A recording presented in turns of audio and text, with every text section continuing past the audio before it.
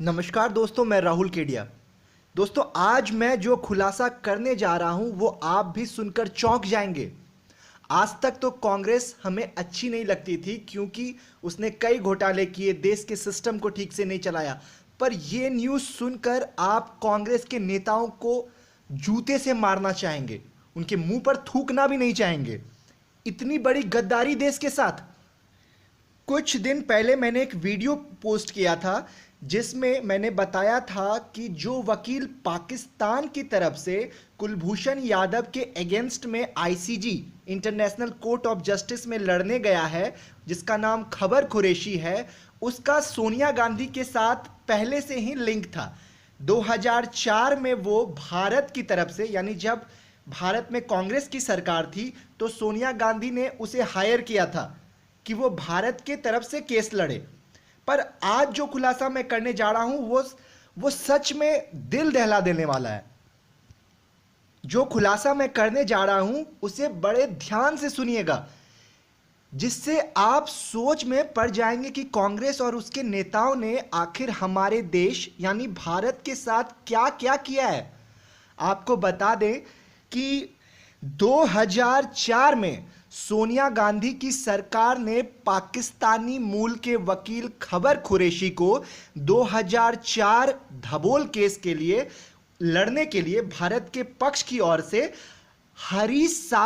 साल्वे, वही हरीश साल्वे जो आज भारत की तरफ से कुलभूषण यादव के लिए आईसीजी में लड़ने गया, उसको हटाया था। मतलब पहले धबोल केस में हरीश साल्वे ही थे, पर उसको हटाकर सोनिया गवर्नमेंट ने 2004 धबोल केस में खबर कुरैशी को भारत की ओर से लड़ने के लिए नियुक्त किया था। आप जरूर सोच रहे होंगे कि हरीश साल्वी जो एक भारतीय है उसे भारत की ओर से लड़ने के लिए क्यों नहीं दिया गया, उसे क्यों हटा दिया गया, और फिर जिसको नियुक्त किया गया वो एक पाकिस्तानी मूल का। मतलब समझ में नहीं आ रहा ऐसा क्यों हुआ। तो अब सुनिए ऐसा क्यों हुआ। महाराष्ट्र में धबोल पावर प्लांट बनाया जा रहा था।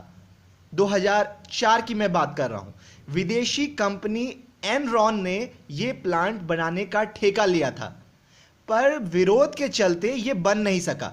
तो कंपनी ने, उस एनरॉन कंपनी ने भारत पर 38,000 करोड़ का हर्जाना केस अंतर्राष्ट्रीय अदालत यानी आईसीजी में दायर करा दिया। जब कंपनी ने यह केस डाला था तब भारत में वाजपेयी सरकार थी, यानी बीजेपी की सरकार। वाजपेयी सरकार ने हरीश साल्वे को केस की फाइल दी और भारत की ओर से लड़ने के लिए नियुक्त किया। वो तैयारी करने लगे, पर आपको यह भी तो जानना चाहिए कि उस समय एनरॉन कंपनी का वकील यानी भारत के विपक्ष से कौन लड़ रहा था। वो वकील कौन था जो इस विदेशी कंपनी एनरॉन के साथ मिलकर भारत के खिलाफ लड़ने की तैयारी कर रहा था।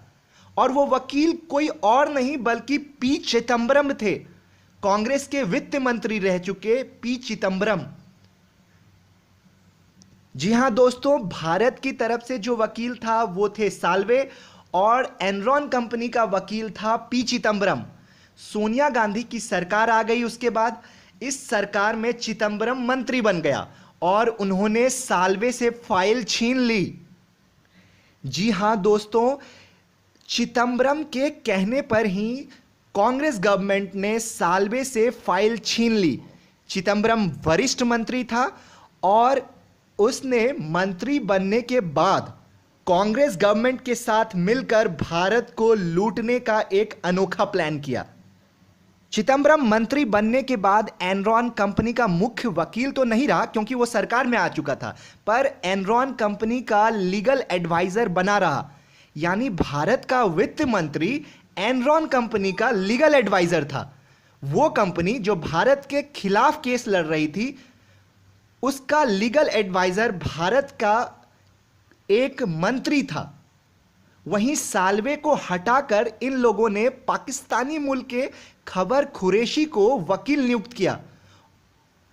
अब जरा सोचिए, जो भारत की ओर से लड़ेगा वो पाकिस्तानी, क्योंकि साल्वे ईमानदार था तो उसे हटा दिया गया, और विपक्ष से चिदंबरम। मतलब पहले से तय था कि इस केस को हारना है, पर क्यों? सो भारत जानबूझकर केस हार गया। अब समझ में आया कि असली खेल क्या था। चिदम्बरम एनरॉन को जिताएगा और पाकिस्तानी खबर कुरैशी भारत को हराएगा। साल्वे रहता तो वो नहीं हारता क्योंकि वो ईमानदार था। तो मंत्री बनते ही चिदम्बरम और सोनिया ने साल्वे को हटा दिया। उसका नतीजा यह हुआ कि भारत को 38,000 करोड़ रुपए एनरॉन कंपनी को देने पड़े। पर यहां तो गेम था, पहले से तय था। 50-50 की सेटिंग कर ली गई थी एनरॉन कंपनी से। आधे पैसे यानी 19,000 करोड़ एनरॉन को दिए गए और 19,000 करोड़ रुपए कांग्रेस नेताओं के स्विस बैंक अकाउंट में गए। यह सुनकर मेरा भी दिमाग काम नहीं कर रहा दोस्तों। आप अपने रिप्लाईज पर जरूर दीजिएगा। धन्यवाद दोस्तों, जय हिंद।